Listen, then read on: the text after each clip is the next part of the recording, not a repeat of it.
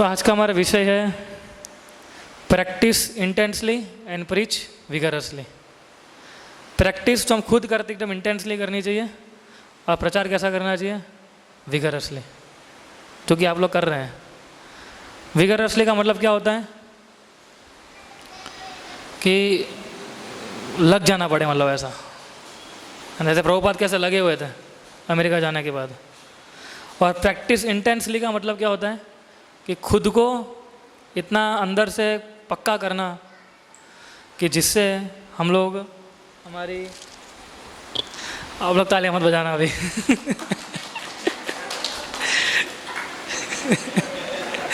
ये नए लोग अपना अलग सिखा दिया है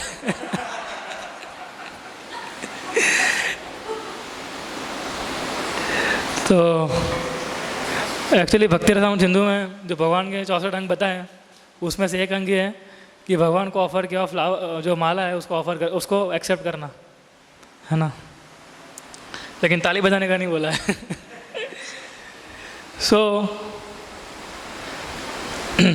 हम कैसे अपने आप को इंटेंसली प्रैक्टिस कर सकते हैं और उसको कैसे हम लोग विगरसली प्रीचिंग में कन्वर्ट कर सकते हैं।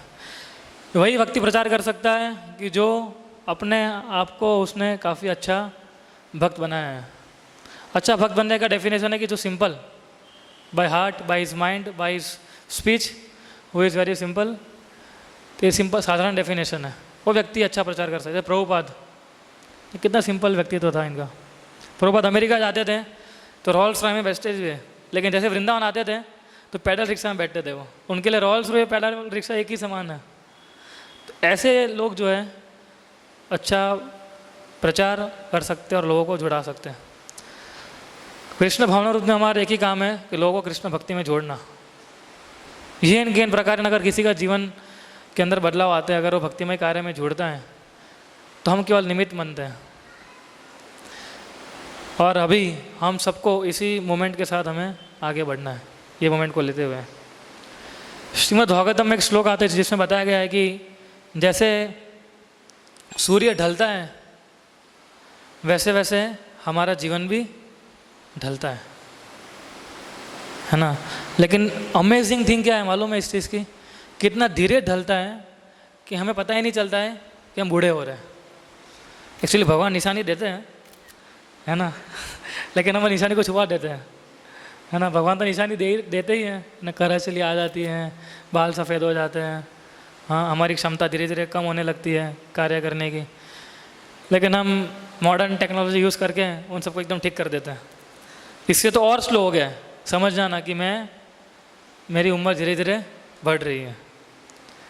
एक उदाहरण दिया जाता है, जैसे कोई स्टूडेंट स्टडी करता है, उसके बैंक के खाते में 5 लाख रुपए होते हैं, तो जैसे जैसे थोड़ा थोड़ा 100 रुपया, 1000 रुपया ऐसे कर करके निकालता है, तो उसको पता चलता है कि धीरे धीरे मेरा पैसा जो है वो कम हो रहा है। लेकिन हम ये नहीं देख पा रहे कि हमारा आयुष्य भी धीरे धीरे कम हो रहा है। हम तो हमारा जन्मदिन तो हर्ष उल्लास वगैरह मनाते हैं, लेकिन साथ में मनाना चाहिए, कोई दिक्कत नहीं है, लेकिन साथ में ये भी ध्यान रखना चाहिए कि अब मैं और बड़ा हो गया हूँ और मुझे अभी और ज़्यादा ग्रेविटी के साथ भक्ति करनी होगी, है ना। somebody क्या ना, रमापति मुरली प्रभु, रमापति मुरली प्रभु।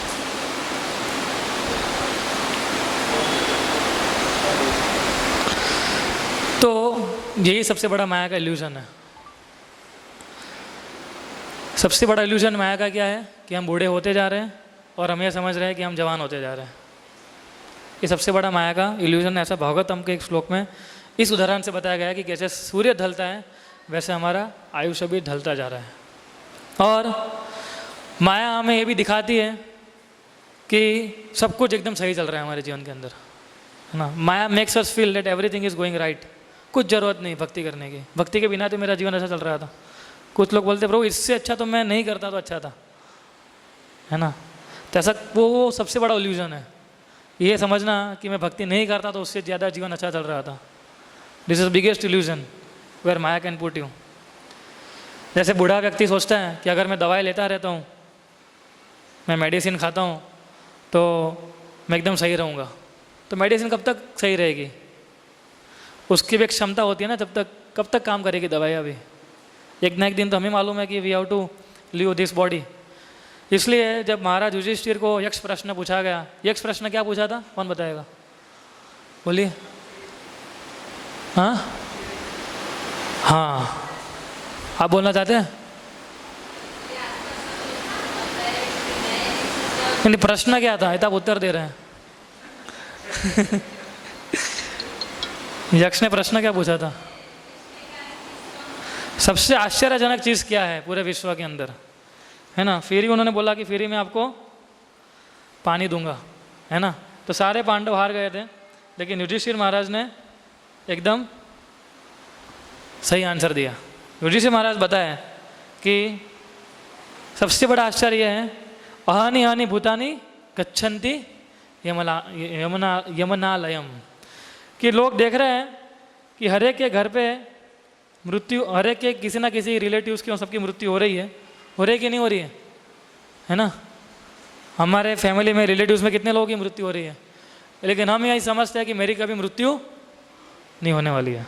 ये सबसे बड़ा आश्चर्य है कि मेरा मित्र मर गया, मेरे दादाजी गुजर गए, हाँ मेरे ताऊ जी गुजर गए, लेकिन मैं हमेशा अमर रहूँगा, है ना। तो अमर रहने का वरदान किसको चाहिए था? हिरण्यकशिपु को चाहिए था, है ना। तो हमें तो हिरण्यकशिपु नहीं बनना है, मतलब प्रहलाद महाराज बनना है ना। So people are engage. हम देखते हैं लोग अपने शरीर को इतना डेकोरेट करने में लगे हुए हैं, है ना, लेकिन हम देखते हैं कोई भी आत्मा को डेकोरेट करने के लिए नहीं लग रहा है। अभी शायद आपको लग रहा होगा कि प्रभु जीएसटी क्यों पढ़ा रहे हो अभी 1 साल के बाद उसी स्थान पे वो भी, लेकिन प्रभुपाद ने अंत तक प्रभुपाद नहीं समझा कि we are not this body, we are spirit soul. So भगवान ने भगवद गीता के दूसरे अध्याय के अंदर कम से कम 20 श्लोक डेडिकेट किए हैं ये बताने के लिए कि हम ये आत्मा हम शरीर नहीं है, कि बॉडी विल, हम समझते ही नहीं कि बॉडी एक दिन जो शरीर है वो नाशवंत है, वो एक दिन चला जाएगा, और जब तक भगवान ने शक्ति दी हमें वो सारी शक्ति हमें लगानी चाहिए भगवान की सेवा करने के लिए। अगर हम भगवान की सेवा करते हैं, अगर हम इंटेंसली प्रैक्टिस करते हैं, तो कृष्णा विल मेक श्योर कि हमारे सारे दूसरे कार्य हैं वो ठीक से चलने लगे।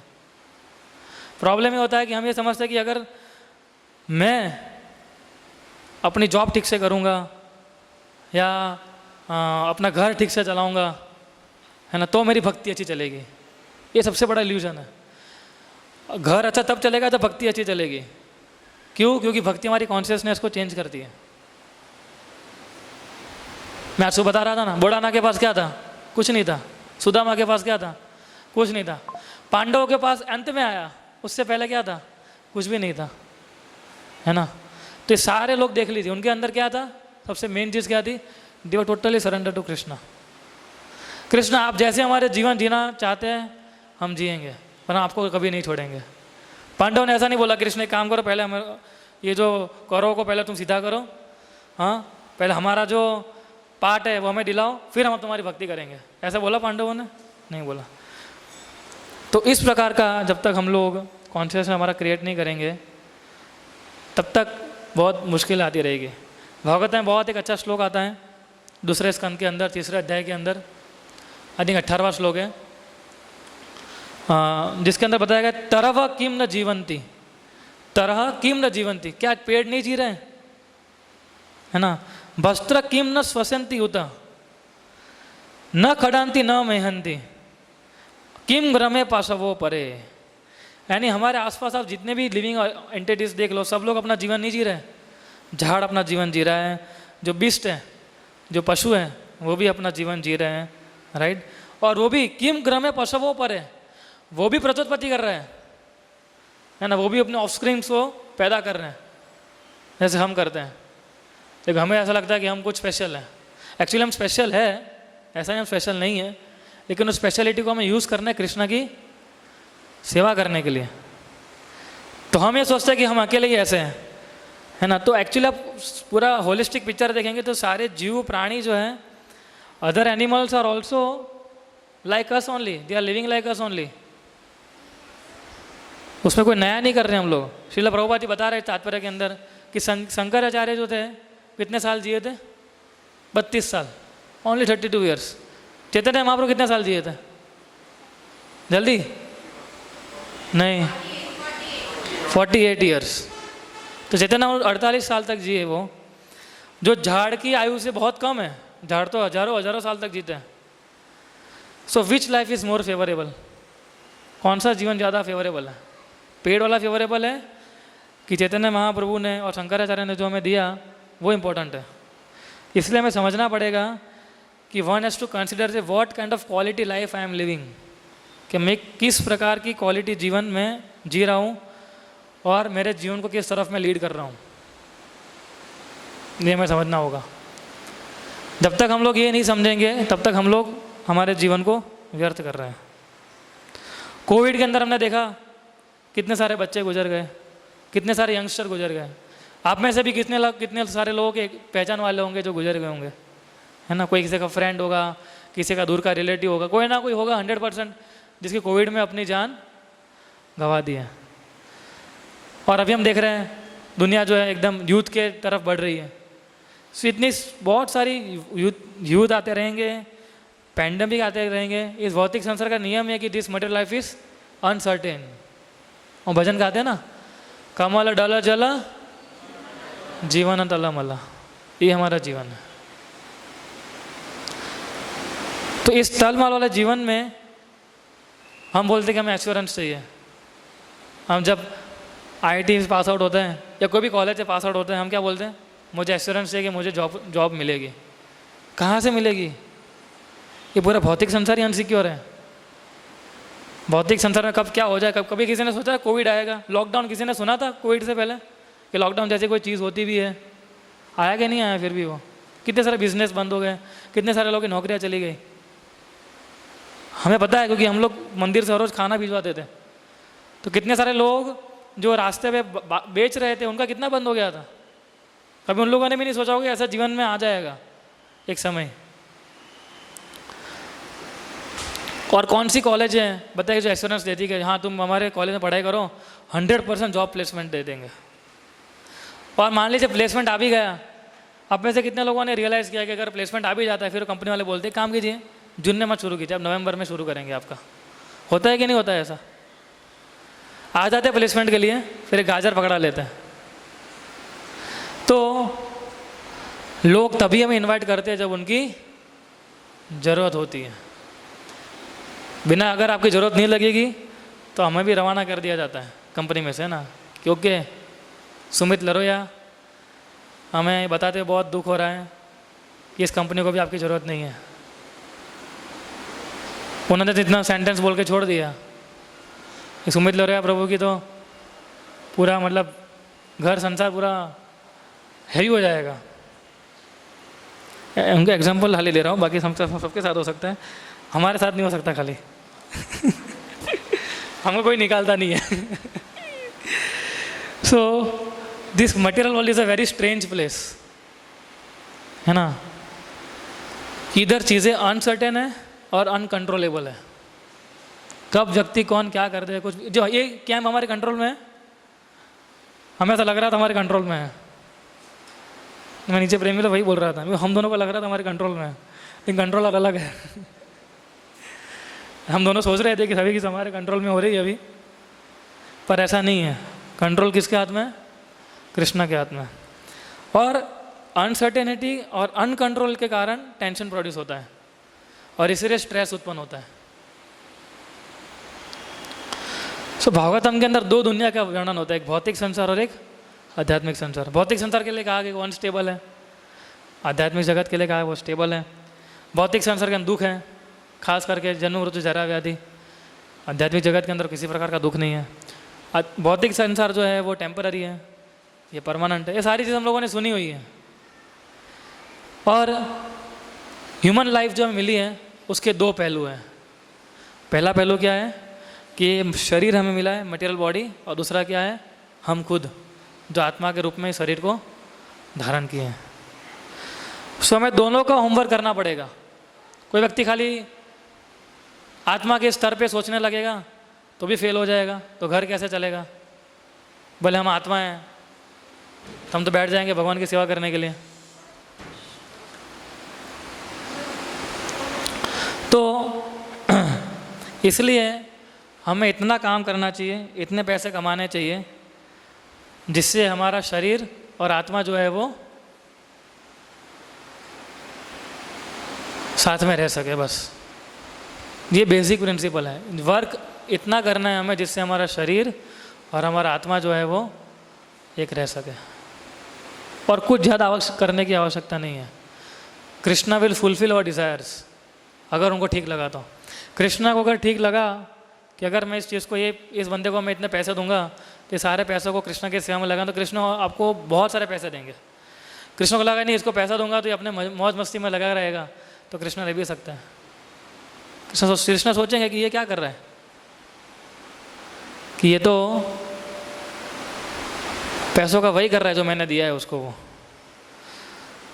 तो ये हमारा अल्टीमेट गोल ऑफ लाइफ नहीं है कि बस हम काम करते रहे, काम करते रहे, काम करते रहे, परिवार चलाते रहे, चलाते रहे, चलाते रहे। ये हमारा एक पहलू है शरीर के लिए, लेकिन आत्मा का भी तो एक पहलू है। हमें समझना पड़ेगा we all are individual soul. हम हर एक व्यक्ति इंडिविजुअल है। आपके साथ कोई नहीं आने वाला है जब की मृत्यु होगी तब, गारंटी मार के बोलता हूँ मैं। कोई नहीं आएगा आपके साथ। आएगा कोई? कमलेश रोज चेतन फ्रेंड आपके, है ना, जब आपकी मृत्यु होगी चेतन आप जाएंगे?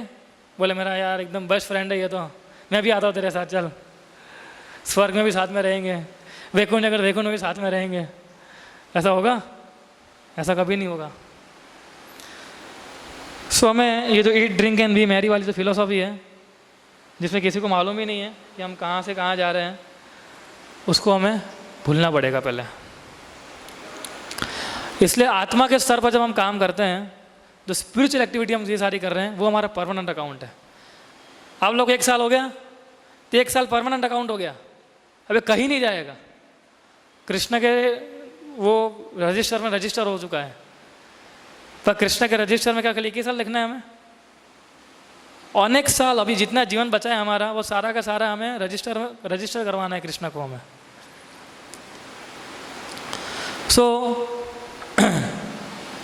श्रील प्रभुपाद जी इसलिए बोलते थे कि जो प्रभुपाद जी की जो भरत महाराज की जो एक्टिविटीज़ है, जो श्रीमद् भागवतम के 5वें स्कंद में आती है, उसको बहुत ही ध्यानपूर्वक हमें उसको समझना चाहिए।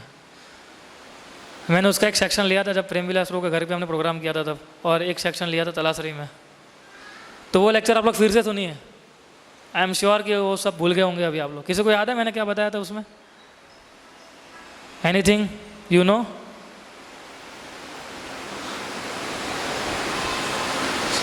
सब लोग अपना मोबाइल निकाल रहे हैं, शायद कुछ मिल जाए।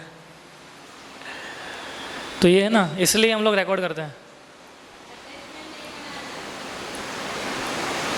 किससे अटैचमेंट नहीं होना चाहिए, भौतिक चीज़ों से। या तो एक टीचिंग थी है कि हमें किसी भौतिक पदार्थ या भौतिक चीज़ों से हमें अटैचमेंट नहीं रखना चाहिए। तो प्रभुपाद ने ये बहुत क्लियरली बताया कि भरत महाराज के एपिसोड जो है वो हर एक भक्त को, अगर उसको आध्यात्मिक जीवन में सफलता प्राप्त करनी है तो उसको पढ़ना चाहिए और उसको समझना चाहिए। प्रभुपाद तात्पर्य में लिखते हैं, मैं एज पढ़ता हूँ। प्रभुपाद लिखते हैं, spiritual salvation and liberation from material bondage must be worked out with great caution. Otherwise, a little discrepancy will cause one to fall down again into material existence. फिर से spiritual salvation and liberation, जब हम आध्यात्मिक जीवन में मुक्ति प्राप्त करना चाहते हैं या हम आध्यात्मिक जीवन में आगे बढ़ना चाहते हैं, from material bondage, वो भी भौतिक चीज़ों से दूर होते हुए, must be worked out with great caution. उसको हमें बहुत ध्यानपूर्वक करना चाहिए। Otherwise, a little discrepancy, अगर एक छोटी सी गलती कर दी हमने इधर उधर तो सीधा हमारा पतन हो जाएगा इस भौतिक संसार में। छोटी सी गलती, हम सेवा कर रहे हैं, अगर छोटी सी भी गलती हमने कर दी किसी के साथ तो हमारा पतन का कारण बन सकता है, सोचिए आप। इसलिए आध्यात्मिक एडवांसमेंट बहुत ज़रूरी है कि बहुत ध्यानपूर्वक हमें स्टेप लगने चाहिए।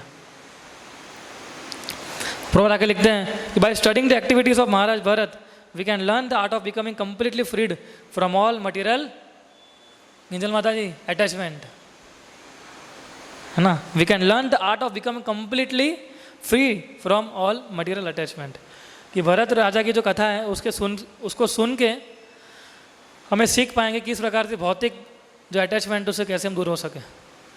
भौतिक चीज़ों को वापरना वो गलत बात नहीं है। हम देखो कितने से भौतिक चीज़ यूज़ कर रहे हैं, यू नो, सबसे हाई क्लास स्पीकर है, हाई क्लास कैमरा है, हाई क्लास स्टैंड है, हाई क्लास लैपटॉप है। ये यूज़ करने में प्रॉब्लम नहीं है, इससे अटैच हो जाना वो सबसे बड़े प्रॉब्लम है। तो ये बहुत, ये सीखना, ये है आर्ट है एक प्रकार की सीखना। ये कैसे हम लोग सारी चीज़ कृष्णों के अंदर यूज़ कर सकें, वो भी बिना किसी अटैचमेंट के।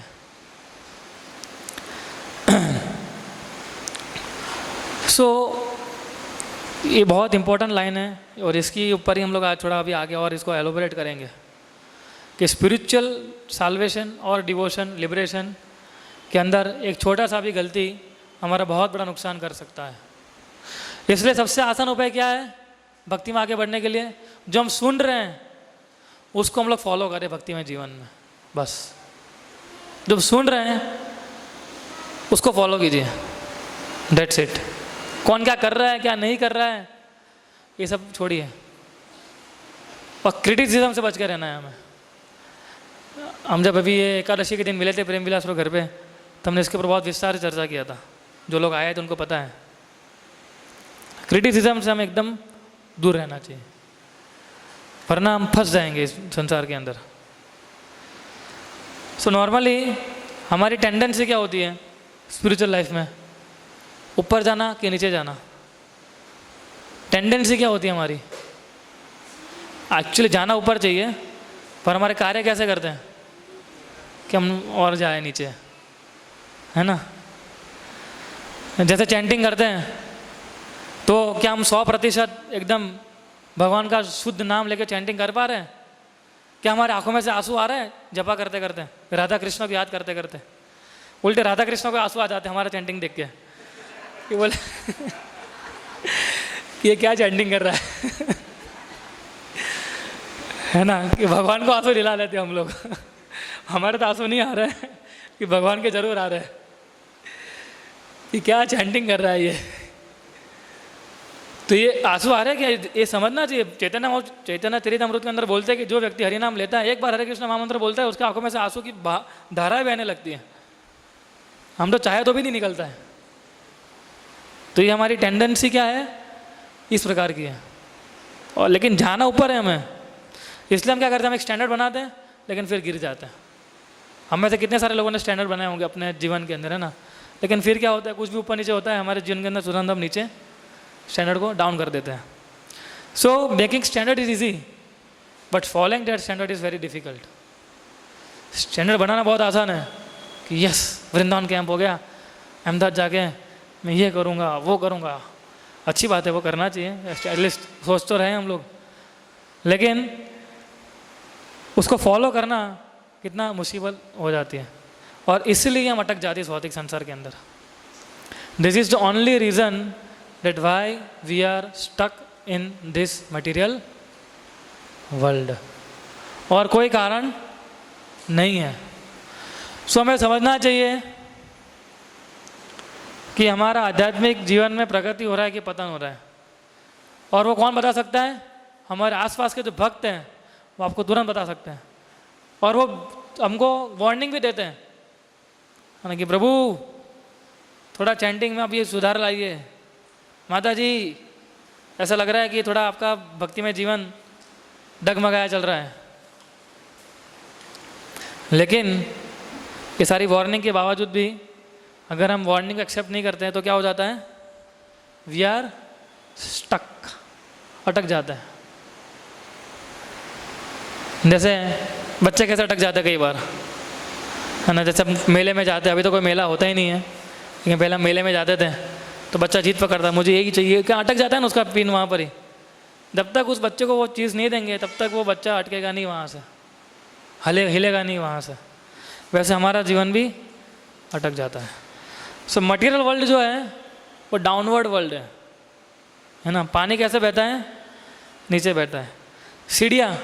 सीढ़ियाँ चढ़नी हो तो कितना मुसीबत वाला काम है, लेकिन उतरनी हो तो कितना आसान लगता है हमें। अगर मुझे सीढ़ियाँ उतरनी है तो एकदम फटाफट उतर जाते हैं ना। तो कमलेश भी आए हैं, है ना, एकदम थके हारे आए थे। क्यों? क्योंकि सीढ़ियाँ चढ़ी नहीं पड़नी ना आपको, तो सीढ़ियाँ चढ़ना मुश्किल काम है। सो इसलिए living in this material world and if you want to go up in spiritual life it requires intensity. भौतिक संसार नीचे की तरफ ले जा रहा है, हमें जाना है ऊपर, तो सोचे कितनी इंटेंसिटी चाहिए होती है। रॉकेट जो होता है ना, वो हमारे ग्रेविटेशनल फोर्स के विरुद्ध जाता है ना, गुरुत्वाकर्षण जो फोर्स है उससे ऑपोजिट डायरेक्शन में जाता है, तो उसको कितना फोर्स देना पड़ता है ना। कैसा कहा जाता है कि फोर्स देना पड़ता है 11 किलोमीटर पर सेकंड का। 11 किलोमीटर पर सेकंड की स्पीड से जब ऊपर भागेगा तब वो गुरुत्वाकर्षण को तोड़ के बाहर निकल पाएगा रॉकेट, है ना। तो ग्रेविटेशनल फोर्स क्या है, पुल जो है जो हमें खींचता है नीचे, वो क्या है, माया है जो हमें खींचती रहती है नीचे। तो सोचिए वो नीचे खींच रही है, हम रॉकेट हैं, तो हमें कितनी स्पीड से ऊपर जाना पड़ेगा, कितनी इंटेंसिटी से हमें ऊपर जाना पड़ेगा।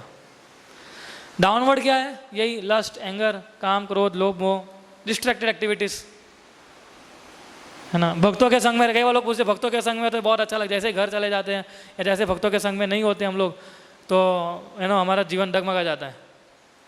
तो ऐसा क्यों होता है, क्योंकि हमने हमारी भक्ति को इंटेंसिफाई नहीं किया है। जब तक हम लोग हमारी भक्ति को इंटेंसिफाई नहीं करेंगे तब तक हम नीचे चलते रहेंगे। इसलिए फिर से spiritual salvation and liberation from material bondage must be worked out. अगर आपको दिक्कत हो रही भक्ति करने में तो तुरंत उसका इलाज करना चाहिए हमें, है ना। तुरंत भक्त को बोलना चाहिए, प्रभु माला करने में मजा नहीं आ रही है, क्या करें। अभी किसी ने फ़ोन किया था, है ना, पता नहीं किसका फ़ोन था, कि बोले माला में भी रुचि नहीं उत्पन्न हो रही है, क्या करें अभी। तो मतलब रुचि हो रही है कि नहीं हो रही, माला करनी है, वो XYZ है, रुचि तो किसी की नहीं है हमारा दिमाग इस प्रकार से अभी भौतिक संदर्भ डूबा हुआ है कि हमारी कोई भी आध्यात्मिक जिसमें रुचि उत्पन्न ही नहीं होती है। लेकिन उसको फोर्सफुली करना पड़ेगा अगर नहीं हो रही है तो। अगर हमें एक बार माला लेके बैठना पड़ेगा, okay Krishna I am sitting, please help me, नाम में रुचि उत्पन्न नहीं हो रही, कुछ तो कीजिए, तो माला आपको हेल्प करेगी नाम में रुचि लाने के लिए। अगर आपको अटेंशन नहीं आ रहा है माला के अंदर तो seat with devotees who can have attention in chanting. ऐसे भक्तों के साथ संग कीजिए कि जिसका माला में रुचि है। ऐसे भक्तों का संग कीजिए जिसको पढ़ाई में रुचि है। अगर रुचि उत्पन्न नहीं हो रही तभी तो रुचि उत्पन्न होगी। तो चैंटिंग जो है वो इस मोड से की जाती है कि हम भगवान से भीख मांग रहे हैं कि हमारा हृदय को आप शुद्ध कीजिए। इस भाव से माला करनी चाहिए। कृष्णा आपने मुझे बहुत अच्छा शरीर दिया है, और शरीर तो दिया है लेकिन साथ आपने भक्ति भी दी है, तो प्लीज़ मैं आपसे भीख मांग रहा हूँ कि मेरे हृदय को शुद्ध कीजिए। मेरे हृदय के अंदर बहुत कलमश है, मैं भक्तों के साथ अच्छे से बात नहीं कर पाता हूँ, है ना। मैं तुरंत गुस्सा हो जाता हूँ, मैं तुरंत भौतिक आकर्षणों से एकदम लोभित हो जाता हूँ। कोई चीज़ अच्छी दिखी नहीं, उसके पीछे भागा नहीं। तो ये मेरे हृदय की कंडीशन है। तो मैं आपसे भीख मांग रहा हूँ कि मेरे हृदय को ठीक कीजिए, है ना। प्रार्थना करो, lord please purify me, please elevate me, please accept me, है ना, because my heart is filled with lust, anger and greed. पहले हमें समझना पड़ेगा कि मेरे हृदय ऐसा है। हम तो समझते हैं नहीं मेरा हृदय एकदम क्लीन है प्रभु, शायद आपके हृदय में कोई गड़बड़ हो सकती है, बाकी मेरा हृदय एकदम पक्का है, शुद्ध है एकदम, है ना। अभी ऐसा कोई मीटर नहीं जिससे मालूम पड़ सके शुद्ध हृदय है कि ऐसा मीटर है एक्चुअली जो हमारे गुरु के पास होता है, वो नाप सकते हैं हमारे गुरु कि हमारे हृदय शुद्ध है कि नहीं है। क्योंकि हमारे गुरु जो है वो सीधा हमारे हृदय में झांकते हैं, उनको ही भौतिक शरीर से कुछ नहीं पड़ी है हमारे, है ना। इसलिए हम लोग कई बार देखते हैं कि हमारे जो आध्यात्मिक गुरु हैं, जैसे परम पूज्य गोपाल कृष्ण गोस्वामी महाराज मेरे आध्यात्मिक गुरु हैं, तो काफ़ी भक्तों ने ऐसा बोला है कि कई बार हम महाराज को मिलने जाते हैं तो हम कह रहे बोल नहीं पाते हैं उनसे, तो महाराज सामने से बोलते हैं, है ना। जैसे एक बार एक लड़का था जो सोच रहा था कि उसने पहले बोला कि मैं आश्रम ज्वाइन करूंगा, लेकिन उसका ऐसा लग रहा था अब मैं ज्वाइन नहीं कर पाऊंगा, क्या मुझे गृह आश्रम में जाना है। तो हिचकिचा रहा था कि मैं महाराज को जाके कैसे बोलूँ, है ना। तो महाराज उस मंदिर 3 दिन रुके थे, 3 दिन तक उसने वेट किया कि कैसे बोलूँ महाराज को कि महाराज मुझे नहीं लगता कि मैं ब्रह्मचारी बन पाऊँगा, कि मैं गृह आश्रम में जाना चाहता हूँ। सो वो गए अंदर, उन्होंने महाराज को, महाराज एक लड़का आपकी काफ़ी वेट कर रहा है बाहर। तो महाराज उसको पूछा कि क्या वो ब्रह्मचर्य आश्रम ज्वाइन करना नहीं चाहता है? तो ये हमारे गुरु होता है जो हमारे हृदय को जानते हैं, तो ये जान पाते हैं, और कोई नहीं जान सकता कि हमारे हृदय के अंदर क्या बीमारी है, और वो उस बीमारी को ठीक करते हैं।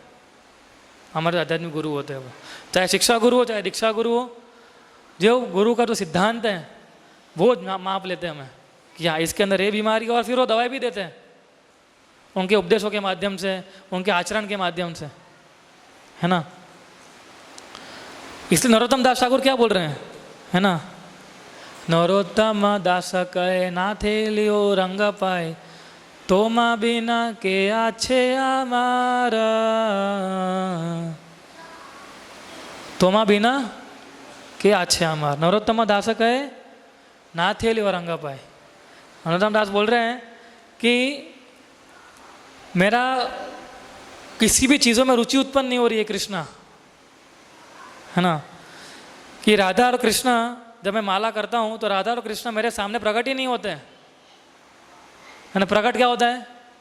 मेरी ऑफिस की चीज़ें प्रकट होती हैं, मेरा बिजनेस शेड्यूल प्रकट होता है, माता जी को ले प्रकट होता है आज क्या क्या काम करना है, आज कहाँ कहाँ शॉपिंग करने जाना है, आज प्रभु जी आएंगे तो कहाँ घुमाने ले जाना है ना। लेकिन राधा कृष्णा नहीं दिख रहे हैं, राधा कृष्णा नहीं दिख रहा है, इतना नाम लेते हुए भी। नाथियो रंगा पाई मतलब प्लीज़ आप मुझे अपलिफ्ट कीजिए इस कॉन्शियसनेस से। I have no other place to go, तोमा बिना क्या अच्छा, और आपके अलावा है कौन मेरा। और एक्चुअली में ऐसा है, कृष्णा के अलावा और कौन है हमारा। हमें ऐसा लगता है कि ये हमारा है वो हमारा है, लेकिन समय आता है मालूम पड़ता है कौन हमारा है कौन हमारा नहीं है। ऐसा कितनों का एक्सपीरियंस है जिसको हमने हमारा सोचा था, लेकिन समय आने के ऊपर उसने हरि बोल दिया, हरि बोल, है ना। लेकिन कृष्णा कभी हरि बोल नहीं बोलते, है ना। कृष्ण हमेशा हमारे साथ में है, इसलिए ना वो कहा तुम्हारा बिना किया, आपके अलावा है कौन हमारा, और एक्चुअली में कोई नहीं है हमारा। ये रियलाइज सन्यासी को 100% हो जाता है, उनको रियलाइज होता है कि कृष्ण के अलावा कोई नहीं है। लेकिन जब गृहस्थ आश्रम में हम लोग जब होते हैं ना, तो हम सोचते हैं कि नहीं है, भगवान का आपके अलावा बहुत लोग हैं, मेरी पत्नी है, मेरे बच्चे हैं, पत्नी सोचती मेरा पति है, हाँ मेरे रिलेटिव्स हैं, मेरे दोस्त हैं, बहुत है आपके अलावा, है ना। आपकी ज़रूरत नहीं है अभी जीवन में। लेकिन फिर जब यही रिलेटिव्स, यही फ्रेंड जब धोखा दे देते हैं, तब हमें मालूम पड़ता है कि हाँ कृष्ण ऐसे कभी धोखा नहीं, उनके धोखे में भी प्रेम होता है। अगर धोखा दे भी दिया कृष्ण ने तो वो भी एक प्रेम होता है। इस भौतिक संसार के अंदर आप कहीं भी जाएंगे तो उसका कोई ना कोई पर्पस है ना। पर्पस है कि नहीं है। सिमिलरली आप लोग इस्कॉन से क्यों जुड़े हैं, हम लोग इस्कॉन से क्यों जुड़े हैं, उसका भी कोई पर्पस है ना। पर्पस है कि नहीं, क्यों जुड़े हैं इस्कॉन से हम लोग, बताइए कौन बताएगा। गोलोक धाम जाने के लिए, फिर स्पिरिचुअल वर्ल्ड जाने। नितिन रोज जुड़े हैं इस्कॉन से ताकि वो स्पिरिचुअल वर्ल्ड जा सके, और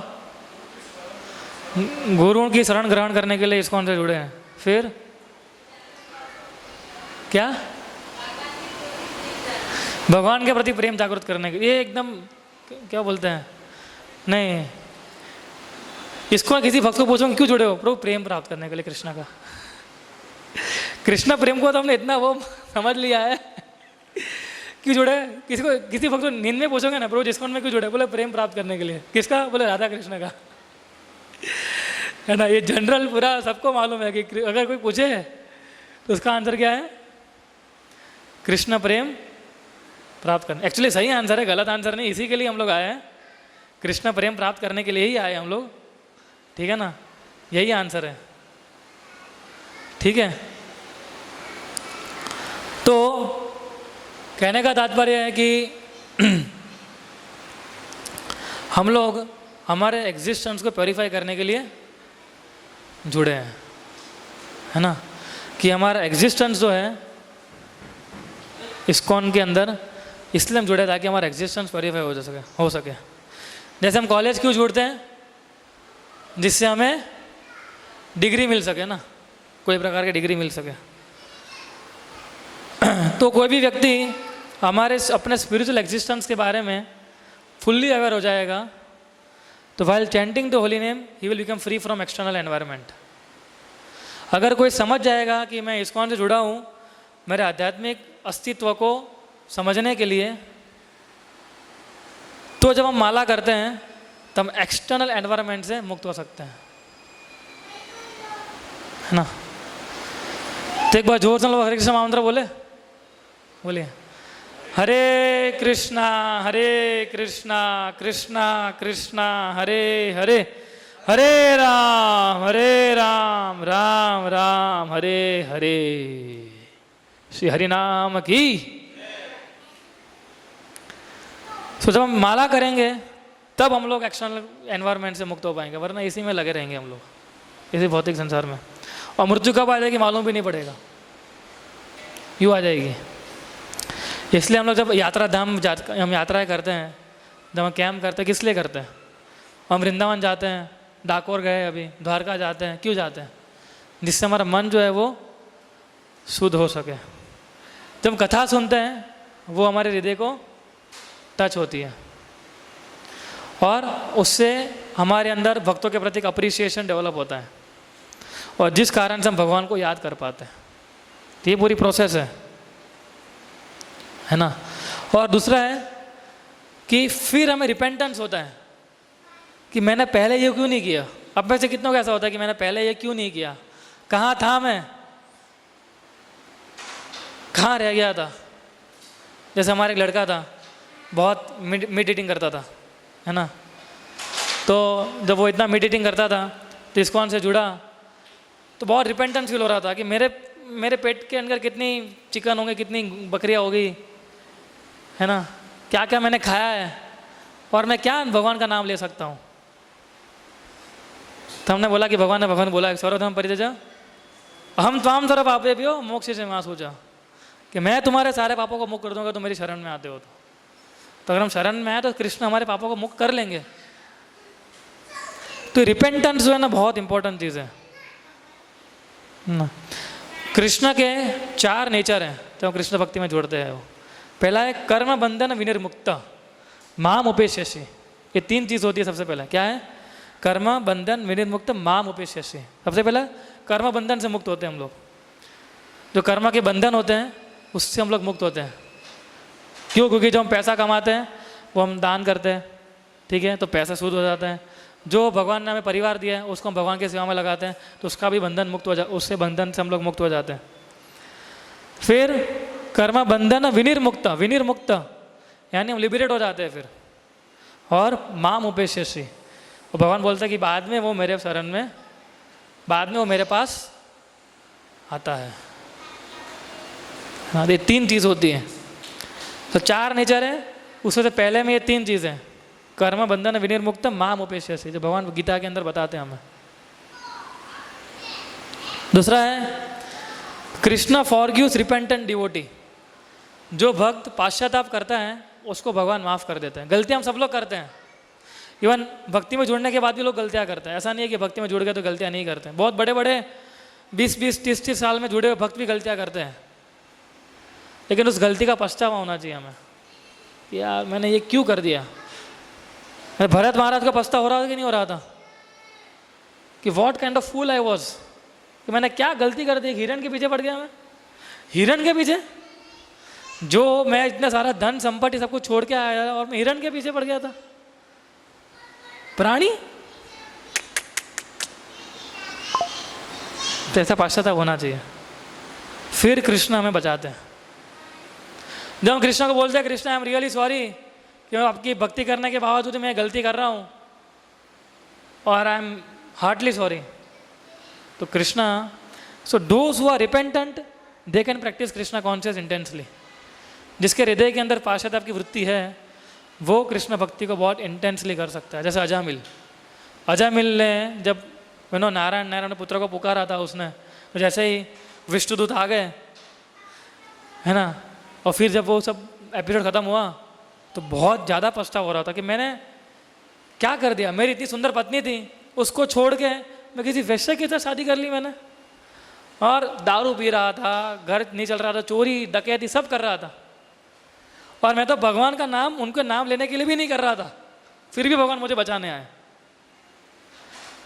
still Krishna has helped me. तो मुझे क्या करना चाहिए? अब मुझे हरिद्वार जाना चाहिए। फिर अजामिल कहाँ गया?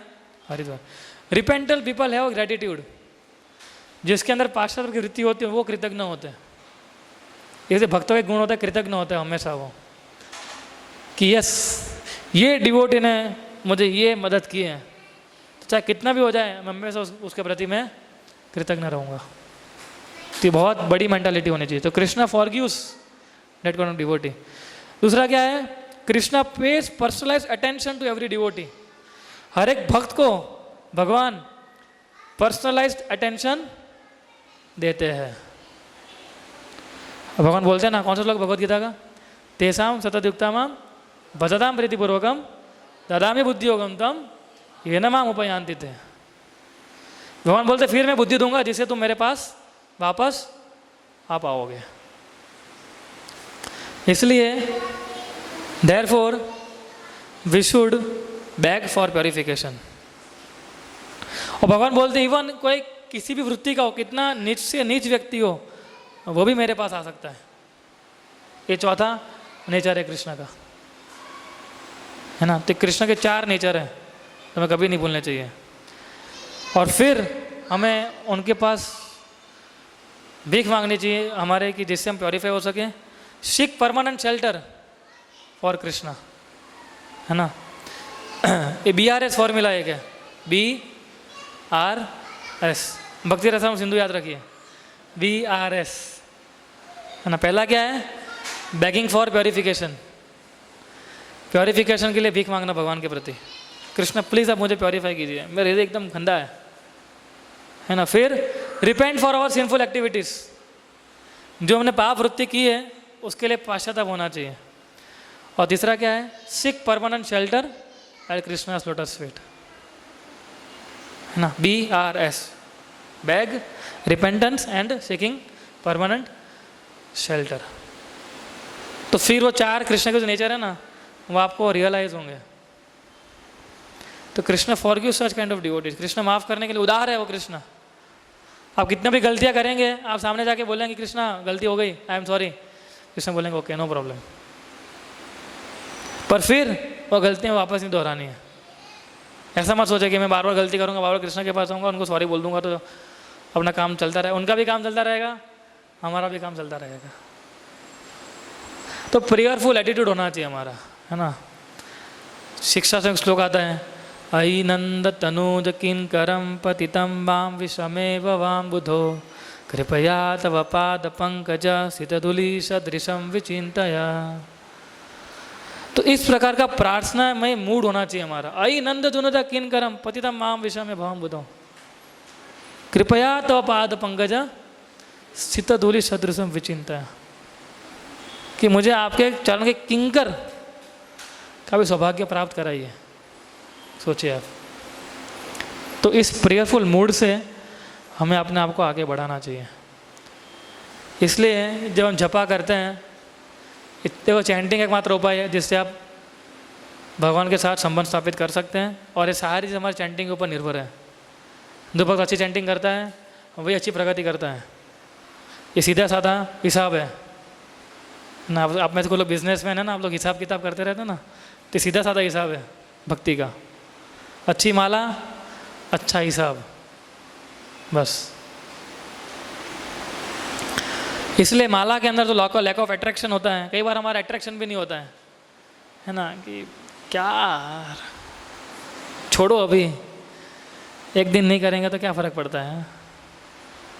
15 साल से तो कर रहा हूँ, एक दिन भी छुट्टी नहीं ली मैंने, आज खाली छुट्टी लेना चाहता हूँ, क्या 2 घंटा माला नहीं करूँगा। तो लैक ऑफ अट्रैक्शन, है ना। अगर आपको लगता है कि हमारा हृदय जो है वो आकर्षित नहीं हो रहा है माला के प्रति, तो ऐसे वैष्णव का संग कीजिए जिनका फोकस है जपा के ऊपर, है ना। फिर आता है हमारे अंदर लेजीनेस, आलसीपन, है ना। हम जपा को इंटरप्ट करते हैं, चैंटिंग को इंटरप्ट करते हैं हमारी सो कॉल्ड इम्पोर्टेंट एक्टिविटी को करने के लिए। हम सोचेंगे सबसे इम्पोर्टेंट एक्टिविटी क्या है, ये है। चैंटिंग के लिए तो क्या है, 24 घंटे पड़े हैं, 24 आवर्स। हम तो लेक्चर में बोलती है ना, 24 घंटे में कभी माला करो चलेगा। वो इनिशियली होता है, बाद में नहीं होता है ऐसा सब। फिर तो 16 माला सुबह ख़त्म करनी होती है हमें, है ना। जपा को इंटरप्ट नहीं करना चाहिए। विष्णु उन्होंने क्या बताया था, टाइम होना चाहिए कि ये टाइम कृष्ण आपके लिए और किसी के लिए नहीं। कोई भी आएगा नो एंट्री, है ना। ये समय मैं केवल और केवल कृष्ण को दूंगा। और लेजीनेस का दूसरा एक उपाय है, माला किए बिना आराम करने चले जाना। मतलब माला तो क्या होती रहती है ना। आज नहीं हुई तो कल हो जाएगी, क्या फ़र्क पड़ता है। सोने दो, सोना थोड़ी हर रोज़ मिलता है। हाँ, संडे एक ही दिन आता है प्रभु जी पूरे वीक में, उसमें हम आराम नहीं करेंगे तो क्या होगा। तो फिर हम आराम करते रह जाएंगे। इसलिए उसका रेमेडी क्या है कि हमें प्रजल्प को अवॉइड करना चाहिए। ये लेजीनेस आती है प्रजल्प से। जब हम चैंटिंग करते हैं साथ में बैठकर, फिर चैंटिंग ही करनी चाहिए। प्रजल्प का मतलब क्या है, क्या है प्रजल्प का मतलब? हाँ, कृष्णा के अलावा कोई बातें करना, ये क्या है, प्रजल्प है। इससे आपका भक्ति में प्रगति हो रहा है कि सोचना चाहिए हमें। जब मैं किसी भक्त से बात करता हूँ, देखो हमारे सामने कोई इतनी हिम्मत नहीं करता है बातें करने की ऐसे, है ना, क्योंकि उनको मालूम है कि क्या आंसर मिलने वाला है ना। लेकिन जब हम हमारे इक्वल के साथ होते हैं, जब हम हमारे समकक्षी भक्तों के साथ होते हैं, तब हम सोचते हैं कि ये तो हमारे जैसे ही प्रभु जी हैं। हाँ, थोड़ी तो बातें, थोड़ा सा प्रजल्प कर सकते हैं ना। प्रभु जी अभी आप देखो, इंडिया बांग्लादेश का मैच था, इंडिया जीत गया, अभी हम डिस्कस नहीं कर सकते, ये भी डिस्कस नहीं करें, सेमीफाइनल में आ जाएगा। कितने सालों के बाद आपको मालूम है यूनाइटेड स्टेट्स ऑफ अमेरिका में मैच खेली जा रही है, क्रिकेट। सोचिए आप, कितना बड़ा विषय है बात करने के लिए, ये इम्पोर्टेंट विषय है ना। आईसीसी को अवार्ड मिलना चाहिए कि जहाँ पर क्रिकेट का किसी को चिंतन भी नहीं था, वहाँ भी क्रिकेट डाल दिया उसके दिमाग के अंदर। अभी कहीं से बचा हुआ था वो वहाँ भी डाल दिया राइट। तो प्रजल्प अवॉइड करने चाहिए हमें। डिवोटी हु अवॉइड्स प्रजल्प, वो गारंटी मार के बोलता हूँ उसका प्रगति एकदम सुपर फास्ट होगा। और जो प्रजल्प को अवॉइड नहीं करता है, जिसको आनंद आता है ना, कई बार हमें आनंद आता है ना। जैसे कोई आता है, कोई व्यक्ति आता है किसी दूसरे व्यक्ति के बारे में, नॉर्मली एक प्रजल्प किसको बोलते हैं, एक तरीके से जैसे मैं और कृष्ण बलराम प्रभु है ना, और हम बातें कर रहे हैं किसकी, नितिन प्रभु की। कितना आनंद आता है। प्रभु बस इसी दिन का राह देख रहा था मैं, कब का, कि कब ऐसी बातें शुरू हुई। बोला कृष्णा कृष्णा कृष्णा कृष्णा, क्या हर बार कृष्णा। अभी कुछ काम की बात कर रहे हैं आप, अभी बोलिए प्रभु, बोले, दिल खोल के बोलिए आप। मैं किसी को नहीं बताऊंगा, चिंता मत कीजिए आप, ये बात हम दोनों के बीच में रहेगी, है ना। तो इसको प्रजल्प बोलते हैं। जब हमें दुख होना चाहिए एक्चुअली, जब हमें एक्चुअली आनंद आता है, जब हम किसी दूसरे तीसरे व्यक्ति के बारे में हमें आनंद आता है सुनने में, तो हमें दुख होना चाहिए कि मेरा कैसे बुद्धि मत गया क्या, कि मेरे को ऐसे आनंद आ रहा है। तुरंत समझना चाहिए कि मेरा कृष्णा कॉन्शियस भक्ति का लेवल क्या है। इससे हमें खुद का लेवल मालूम पड़ता है कि मेरी भक्ति का लेवल क्या है ना। तो इसलिए ऐसे भक्तों का संग करना चाहिए जो कॉन्स्टेंटली कृष्ण के नाम में जिनका रुचि हो, जो हमेशा हमें भक्तों के संग में लाने के लिए इंस्पायर करते हो, वैसे भक्तों का संग करना चाहिए। नेगेटिविटी हर जगह है, और पहले सबसे पहले हमारे अंदर है। अगर हम नेगेटिविटी के सामने जाएंगे तो वही मिलेगी फिर, है ना। इसलिए लोकनाथ महाराज, परम पूज्य लोकनाथ महाराज एक बहुत चीज़ अच्छी बोलते थे कि हमें जपा ऐसा करना चाहिए कि लोग डरने चाहिए कि माला कर रहा है, उसके सामने नहीं जाना चाहिए। ऐसा हमारा चैंटिंग होना चाहिए, है ना। किसी की हिम्मत नहीं होनी चाहिए कि हमको चैंटिंग के समय हमने ऐसे हरेश गोविंद प्रभु इतना भी आवाज़ करे कोई, है ना। लोकनाथ महाराज बोलते हैं कि इसको जपा बोलते हैं, 10 बार सोचना चाहिए आदमी कि अभी ये जपा कर रहे होंगे, इसको डिस्टर्ब नहीं करना है अभी, है ना। एक वीडियो है, देखा ना है? हाँ दिखा दो, बोलो थोड़ी मजा आ जाएगी। एक तो वैसे भी डिस्ट्रैक्शन के ऊपर वीडियो है। इधर इंटरनेट आ रहा है।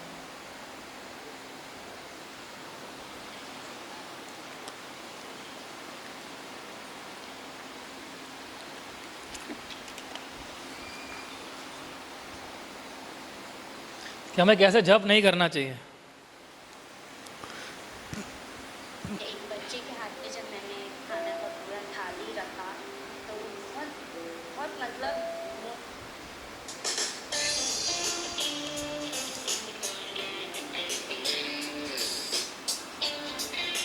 दिखाई दे रहा है? कोई ले लग सकता है? ये वीडियो है कि जपा कैसे नहीं करने चाहिए हमें। ठीक है, लिंक भेज देंगे शूटिंग के लिए। तो स्टार्ट करो।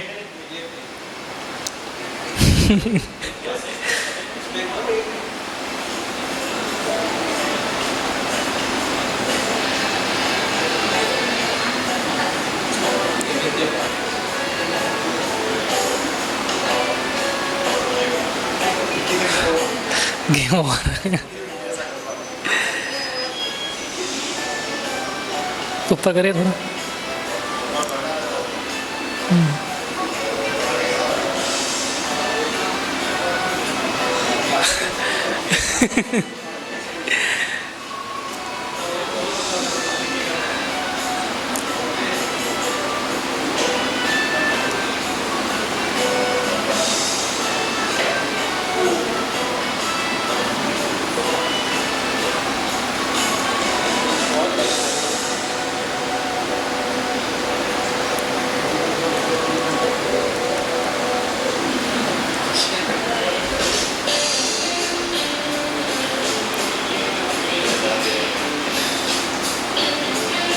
दिख रहा है पीछे माता जी को?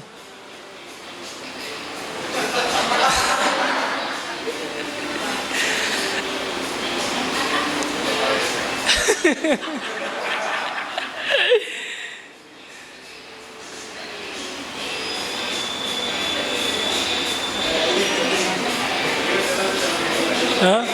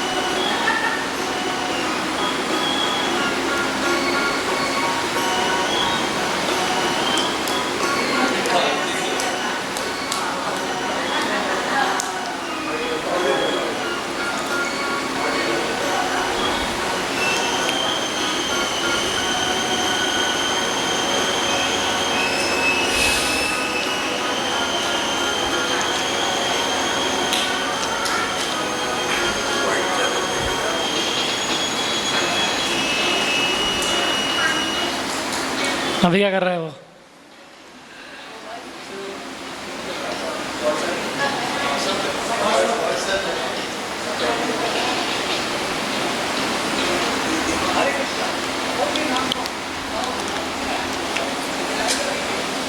अच्छा, अगर आपको वीडियो अच्छा लगा लाइक सब्सक्राइब कीजिएगा, ठीक है। तो आप में से कितने को लगता है कि हमारा जब कुछ ऐसे ही चल रहा है? बोल सकते हैं, अपने घर वाले लोग हैं सब सारे, चिंता मत कीजिए,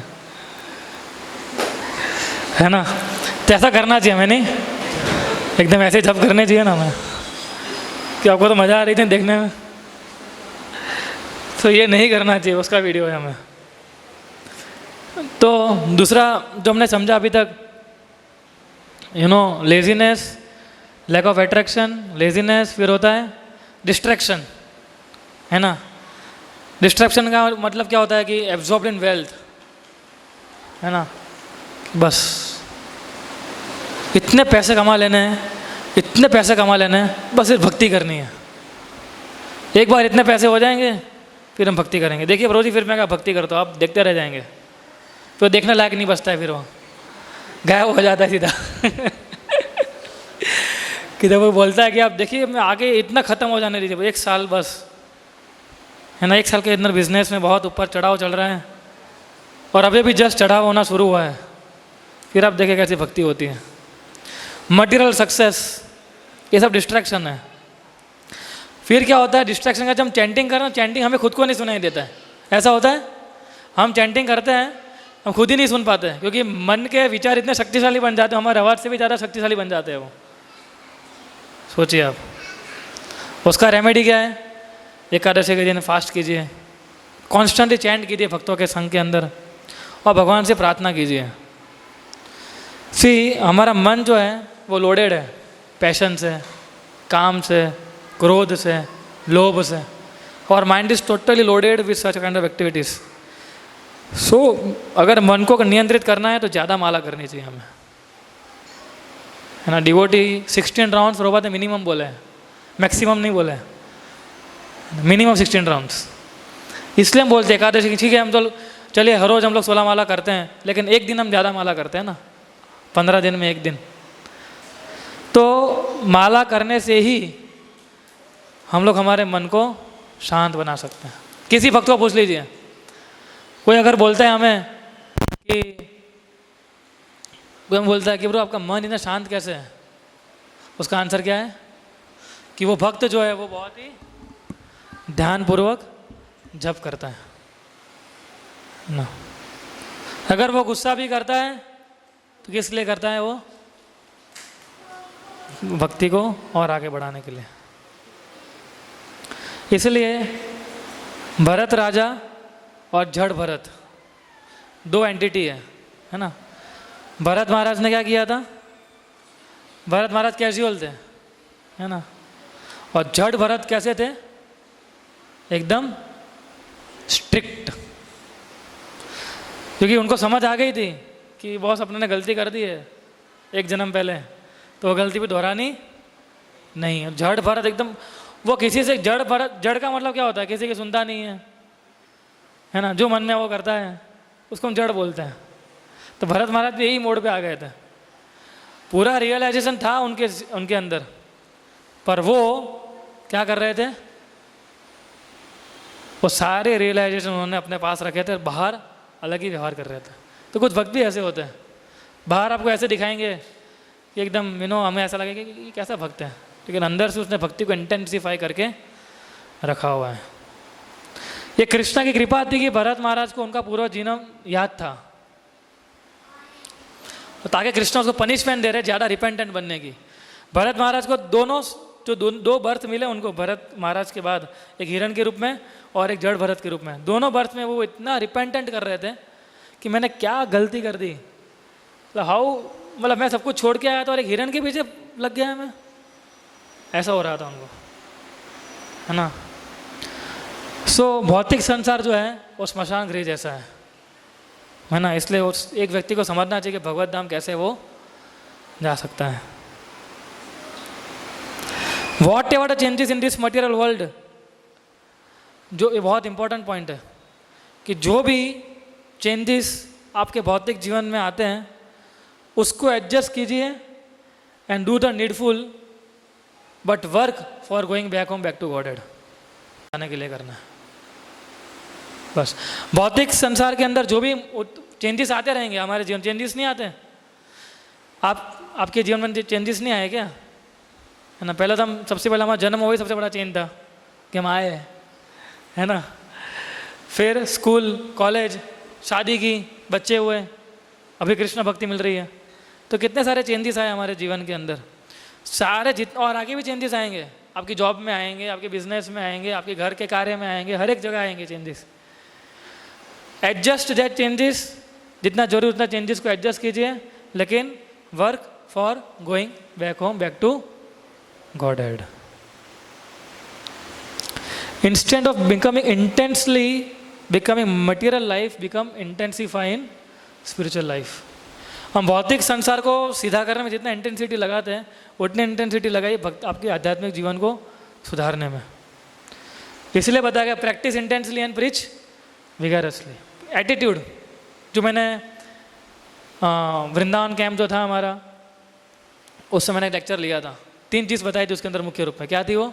हम बताए, स्ट्रिक्टनेस, सिंसियरिटी और सीरियसनेस। तो ये हमारा एटीट्यूड होना चाहिए। स्ट्रिक्टनेस का मतलब है कि 16 माला मैं ये समय पे ख़त्म कर दूंगा, मतलब कर दूंगा, बस बात ख़त्म, फिर चाहे कुछ भी दुनिया उधर की उधर हो जाए,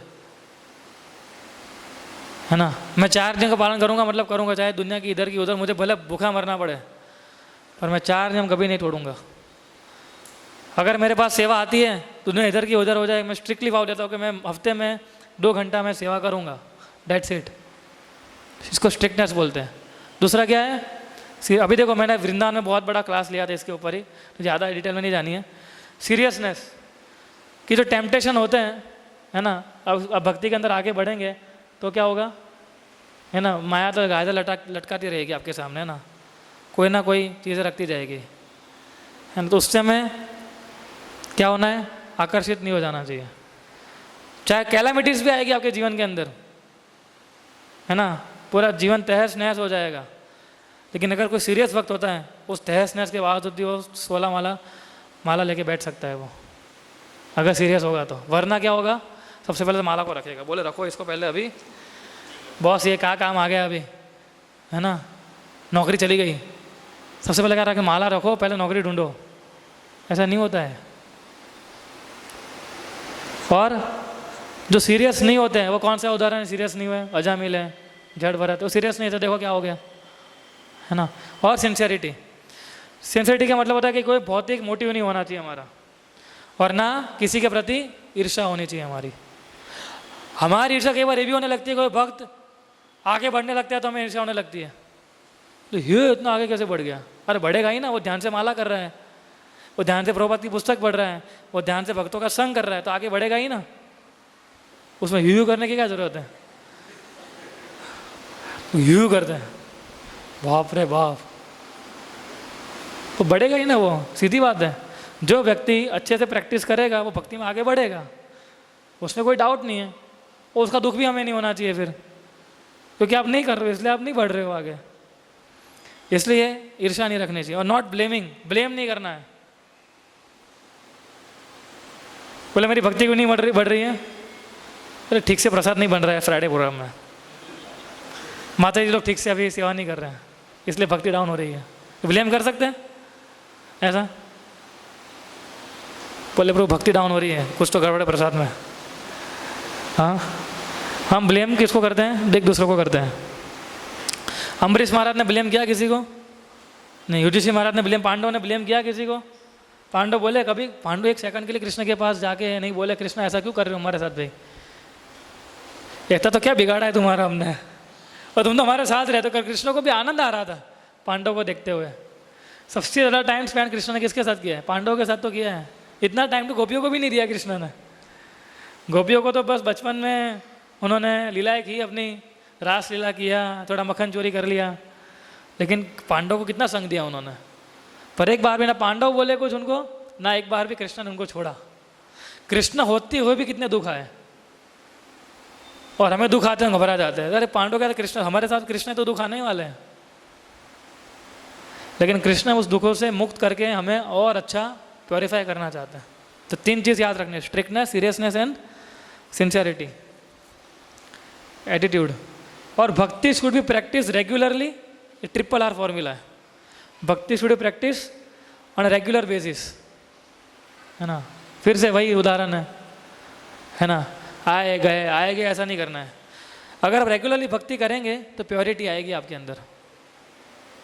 प्योरिटी ऐसे नहीं आती है, गहन तपस्या करने के बाद आदमी के अंदर प्योरिटी आती है ना। कितना माइंड को स्थिर रखना पड़ता है तब जाके हमारे मन शुद्ध हो पाता है ना। फिर आता है रेगुलेशन। दूसरा आर क्या है? रेगुलेशन। रेगुलेशन से क्या बढ़ता है? हमारे स्टेडीनेस आती है। आप देखिए, आप खुद ही देख लीजिए, आप में से कितने लोग हैं जो टाइम पे सोते और टाइम पे उठते हैं? हाँ, कितने लोग हैं टाइम पे खाना खा लेते हैं? या सुबह का टाइम ये है तो एक टाइम पे खाना खा लेना, शाम का टाइम ये है। तो स्टेडीनेस आती है, नहीं आती है कि नहीं आती है? जीवन के अंदर आती है ना, है ना। हमारे कुछ ब्रह्मचारी अगर उस टाइम पे खाना नहीं मिला तो खाना ही नहीं खाते, फिर हरी बोल उस दिन। इसको रेगुलेशन बोलते हैं। और तीसरा है रिलायबिलिटी। रिलायबल कैसे आएगी? हमारे ट्रस्ट और फेथ से आएगी। जब हमारा श्रद्धा स्ट्रांग होगी, है ना, जब हमारा ट्रस्ट बढ़ेगा एक भक्त के प्रति, है ना, भक्तों के प्रति, तब जाके हमारे अंदर रिलायबिलिटी आएगी। इसलिए eating, sleeping and meeting should be regulated. ये बहुत इंपॉर्टेंट है। खाना, सोना, प्रजापति करना एकदम रेगुलेटेड होना चाहिए।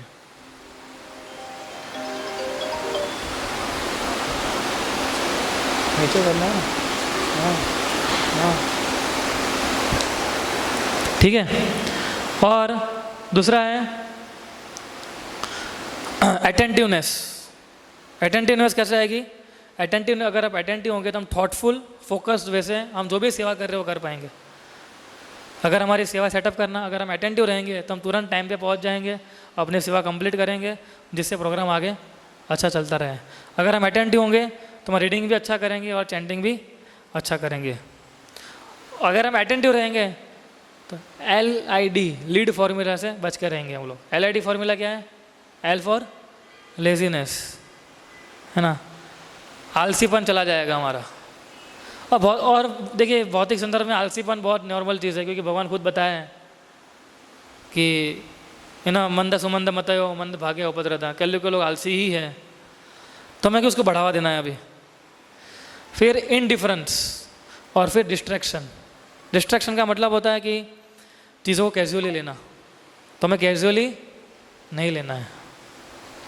और गोल बेस्ड एक्टिविटी होनी चाहिए हमारी। हम जो भी एक्टिविटी करते हैं गोल बेस्ड होनी चाहिए, कि मेरा गोल होना चाहिए कि मेरा ये जो रीडिंग है इतने में कंप्लीट हो जाना चाहिए, मेरा चैंटिंग है ये कंप्लीट होना चाहिए, मेरा हियरिंग का जो गोल है वो कंप्लीट हो जाना चाहिए। तो हमने देखा डिवोटीज गोल बनाते हैं ना, कि मैं 6 महीने के अंदर प्रभुपाद लीलामृत खत्म कर दूंगा, या 6 महीने के अंदर मैं भक्ति रसामृत सिंधु पढ़ लूँगा। तो गोल बनाया। तो ऐसा गोल बनाना चाहिए, गोल बेस्ड भक्ति करनी है हमें, क्योंकि हम कलयुग के लोग हैं, समझना पड़ेगा। हम सोचेंगे कि जब मन आएगा तब करेंगे, तो कभी मन नहीं लगेगा हमारा। और लास्ट में प्रभुपाद बोले हैं कि फॉर विगरसली प्रीचिंग, प्रभु बोले reach everyone and preach everyone. क्या है? Reach everyone, preach everyone. और प्रभुपाद की कृपा से हम देखते हैं हमारे पास ऑलरेडी इतने लोग आ गए अभी, है ना, ऑलरेडी कम होते जा रहे हैं, है ना। तो अपॉर्चुनिटी दी है कि नहीं भगवान ने हमें सेवा करने की है, कृष्ण ने। तो इसलिए, और प्रीचिंग करने के लिए हमें आध्यात्मिक शक्ति होनी चाहिए हमारे अंदर। क्या होनी चाहिए? प्रचार करने के लिए आध्यात्मिक शक्ति होनी बहुत ज़रूरी है। जिस व्यक्ति का आध्यात्मिक शक्ति नहीं होती, प्रचार नहीं कर पाएगा। और हम सबको प्रचारक बनना है। हम सबको क्या बनना है? प्रचारक बनना है, ईच एंड एवरीवन, राइट। हम सबको बनना है। उसके लिए हमें क्या चाहिए? आध्यात्मिक शक्ति चाहिए। आध्यात्मिक शक्ति का मतलब 3 चीज़ फिर से। पहला है सिद्धांतिक अंडरस्टैंडिंग। सिद्धांत बहुत क्लियर होने चाहिए हमारे। जो भी सिद्धांत कहाँ से क्लियर होंगे? प्रभुपाद की पुस्तक पढ़ के, ठीक है। फिर जपा करके, जपा से क्या होता है? हमारा हृदय प्योरीफाई होता है ना। और सदाचार से, सदाचार से लोग हमें पसंद करते हैं, है ना। लोग देखते हैं हमें। ये जो नए लोग हैं वो आप सबको देख रहे हैं, है ना। महेंद्र प्रभु को देख रहे हैं, हरेंद्र प्रभु को देख रहे हैं, प्रफुल्ल प्रभु को देख रहे हैं, है ना। आप लोगों को तो देख ही रहे हैं, आप लोगों को भी देख रहे हैं। आप ये मत सोचिए कि हमको कौन देख रहा है, सब कैमरे अभी आपके ऊपर फोकस है अभी, है ना। आठों दिशाओं में से लोग देखते हैं ना कि ये प्रैक्टिस कर रहे तो कैसी प्रैक्टिस कर रहे हैं, ये माला करने बैठे तो माला कैसे करते हैं, कैसे बैठे हैं, आँख बंद है कि आँख खुली है, आँख खुली है तो कहाँ देख रहे हैं, आँख बंद है तो सो तो नहीं गए ना। ये सारी चीज़ें लोग नोटिस करते हैं, है ना। तो सदाचार बहुत इंपॉर्टेंट है, उससे क्या होता है। और अगर ये फॉलो करते हैं ना सिद्धांतिक अंडरस्टैंडिंग, जपा और सदाचार, तो हमारे अपराध भी कम होने लगते हैं, ऑफेंसेस भी अवॉइड होते हैं और पाप कार्य से भी हम दूर जाते हैं। और दूसरे हमारी कैपेसिटी के साथ कार्य करना चाहिए हमें, जितनी हमारी कैपेसिटी है उतना कार्य करना चाहिए, कैपेसिटी से ओवरलोड नहीं करना। अगर ओवरलोड हो जाएंगे तो फ्रस्ट्रेशन आ जाएगा, है ना। हमारी कैपेसिटी है, जैसे हमारी कैपेसिटी है कि हम साल में 1 ही USD कर सकते हैं, ये हमारी कैपेसिटी है। अगर मैं बोलूँ नहीं साल में 3 USD होने चाहिए, तो पहले सबसे पहले सुमन सर गायब होंगे, फिर शास्त्र बलराम गायब हो जाएंगे, फिर कृष्णा बलराम गायब हो जाएंगे, है ना। सतीश रोज तो गायब नहीं होंगे लेकिन धीरे धीरे सब लोग गायब होने लगेंगे, है ना। कि बोले क्या है, प्रभु जी कैपेसिटी से ऊपर जा रहा है, फ्रस्ट्रेशन आ जाता है फिर। और not under perform below our capacity, जितनी हमारी कैपेसिटी है उसका अंडर परफॉर्मेंस भी नहीं होना चाहिए। हम कर पा रहे लेकिन कर नहीं रहे तो क्या आ जाएगा, लेथार्जी आ जाएगी, है ना। मेरे पास टाइम है, सब कुछ है, लेकिन फिर भी प्रचार नहीं कर रहा हूँ, फिर भी मैं सेवा करने नहीं जाता हूँ, तो हम क्या कर रहे हैं, under performance, over performance and under performance. तो अपने आप को हमारी एबिलिटी और हमारी कैपेसिटी देखना पड़ता है। तो कई लोग की एबिलिटी होती है ना। कुछ लोग की एबिलिटी जो 1-to-1 टॉक करते हैं ना, तो उसको एकदम अच्छे से प्रीच कर सकते हैं। कई लोग की एबिलिटी होती है कि जो नए लोगों को ज़्यादा आकर्षित कर सकते हैं, है ना। कुछ लोग की एबिलिटी होती है कि जो केवल जो पुराने भक्त हैं उनको उनकी एबिलिटी होती है, उनको साथ में रख के जोड़ा के रख सकते हैं, वो ये उनकी एबिलिटी होती है। तो सारी अपनी एबिलिटीज़ और कैपेसिटी के हिसाब से हमें सेवाओं को लेना चाहिए। और we can increase our capacity slowly and gradually, धीरे धीरे हम लोग हमारी कैपेसिटी को इंक्रीज कर सकते हैं। तो हम लोग भी धीरे धीरे कैपेसिटी इंक्रीज कर रहे हैं प्रचार की, है ना। पहले साल हम लोग गए थे तो कितने लोग आए थे, 40 लोग आए थे। दूसरे साल गए तो कितने लोग आए थे, 50 लोग आए थे। तीसरे साल गए तो कितने लोग आए थे, आप लोग कितने थे, 60 के आसपास ही थे।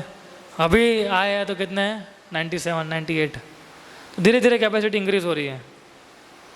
प्रभुपाद बोलते थे कि हमारा मन और हमारा शरीर, दे आर बोथ इलास्टिक, ये दोनों इलास्टिक जैसे हैं। धीरे धीरे कैपेसिटी, इलास्टिक की कैपेसिटी धीरे धीरे इंक्रीज होती है ना, वैसे दोनों की कैपेसिटी धीरे धीरे हम लोग इंक्रीज कर सकते हैं। सो हमें अल्टीमेटली मैं आपको ये बोलना चाहूँगा कि जो अपॉर्चुनिटी हमें मिली है आपकी कैपेसिटी के हिसाब से, ये लेक्चर को आप फिर से एक बार सुन सकते हैं, रिकॉर्डेड लेक्चर प्रेम विलास रख देंगे उसके बाद, right. So we have to practise intensely practice के बिना हम कभी भक्ति में आगे नहीं बढ़ पाएंगे। I tell you, I have seen many devotees who get torn apart, मतलब पूरे निचोड़ जाते हैं। क्यों? क्योंकि इंटेंसली प्रैक्टिस नहीं किया इसलिए। इसलिए प्रैक्टिस इंटेंसली नहीं करेंगे तो प्रीचिंग कैसे विगरसली कर पाएंगे। हम कैसे किसी को बोल सकते हैं प्रचार कीजिए जब उनका आचरण ही सही ना हो, है ना। इसलिए आप सब लोग का 1 साल पूरा हो गया अभी, तो आप ऑलरेडी 16 माला कर रहे हैं, ठीक है। आप लोग प्रचार सेवा में तो मुझे बोलने की ज़रूरत ही नहीं है, चाहे प्रभु जी हो चाहे माता जी हो। आज भी सुबह 4 बजे आके सब माता जी सब लोग, you know, they are cooking and this shows your dedication. पर डेडिकेशन इतना सीमित नहीं है ना। ठीक है, अभी एक बार कर ले, एक बार ब्रेक ले लेंगे, अभी नेक्स्ट कैम्प में ब्रेक लेंगे हम लोग, है ना। ऐसा नहीं होना चाहिए। अगर हम कृष्ण ने मौका दिया है, कैपेसिटी दी है, तो उसको यूज़ कीजिए कृष्ण की सेवा में, है ना। फिर अब देखिए कृष्ण कितना हमको मदद करता है। और कृष्ण मदद करते हैं, हम मदद लेते नहीं, वो प्रॉब्लम हमारी है। कृष्ण 2 हाथ खड़े करके बैठे हैं कि मैं तैयार हूँ, आप जो मदद मांगो करूँगा। हम बोलते कि नहीं कृष्ण, अभी आप मैं काफ़ी हूँ, मैं मैनेज कर सकता हूँ, I am a good manager, है ना। अगर मैंने प्लानिंग किया तो सही चीज़ चलने ही वाली है। तो हम ऐसा सोचते हैं तो हम समझो हम गए, so one should not think like this ना, we have to depend upon Krishna. और फिर हम अच्छे भक्त बन पाएंगे। एक अच्छा भक्त वही होता है जो प्रभुपाद के मूड और मिशन को समझ लेता है और उस मूड और मिशन के साथ वो आगे कार्य करता है। ठीक है। सो कोई प्रश्न, कोई कमेंट किसी की? We have 5-7 minutes.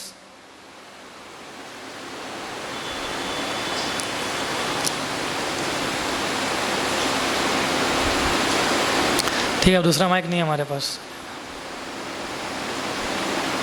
बंद कर सकते हैं इसको, अभी माइक ही नहीं है।